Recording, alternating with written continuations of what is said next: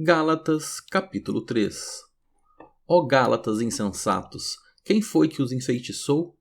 Não foi diante dos olhos de vocês que Jesus Cristo foi exposto como crucificado? Quero apenas saber isto.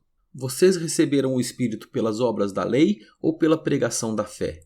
Será que vocês são tão insensatos que, tendo começado no Espírito, agora querem se aperfeiçoar na carne? Será que vocês sofreram tantas coisas em vão?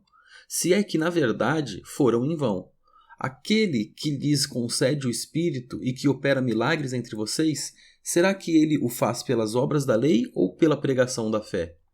É o caso de Abraão, que creu em Deus e isso lhe foi atribuído para a justiça. Saibam, portanto, que os que têm fé é que são filhos de Abraão. Ora, tendo a Escritura previsto que Deus justificaria os gentios pela fé, pré-anunciou o Evangelho a Abraão, dizendo: em vocês serão abençoados todos os povos, de modo que os que têm fé são abençoados com o crente Abraão.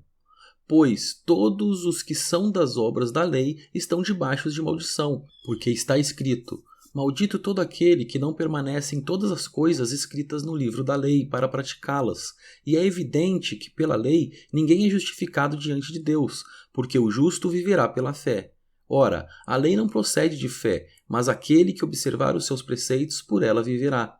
Cristo nos resgatou da maldição da lei, fazendo-se ele próprio maldição em nosso lugar, porque está escrito: maldito todo aquele que for pendurado em madeiro, para que a bênção de Abraão chegasse aos gentios em Cristo Jesus, a fim de que recebêssemos pela fé o Espírito prometido. Irmãos, falo em termos humanos. Ainda que uma aliança seja meramente humana, uma vez ratificada, ninguém a revoga ou lhe acrescenta coisa alguma. Ora, as promessas foram feitas a Abraão e ao seu descendente. Não diz "e aos descendentes", como falando de muitos, porém, como falando de um só, e ao seu descendente, que é Cristo. E digo isto: uma aliança já anteriormente confirmada por Deus não pode ser revogada pela lei, que veio 430 anos depois a ponto de anular a promessa. Porque, se a herança provém de lei, já não decorre de promessa, mas foi pela promessa que Deus a concedeu gratuitamente a Abraão. Logo, para que é a lei? Ela foi acrescentada por causa das transgressões, até que viesse o descendente a quem se fez a promessa e foi promulgada por meio de anjos, pela mão de um mediador. Ora, o mediador não é de um só, mas Deus é um só. Seria então a lei contrária às promessas de Deus? De modo nenhum, porque se fosse promulgada uma lei que pudesse dar vida, então a justiça seria, de fato, procedente de lei.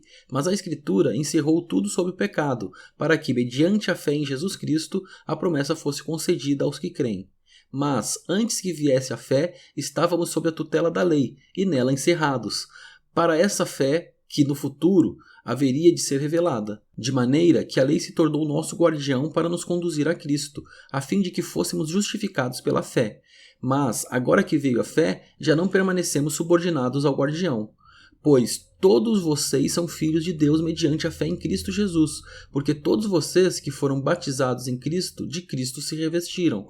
Assim sendo, não pode haver judeu nem grego, nem escravo nem liberto, nem homem nem mulher, porque todos vocês são um em Cristo Jesus. E se vocês são de Cristo, são também descendentes de Abraão e herdeiros segundo a promessa.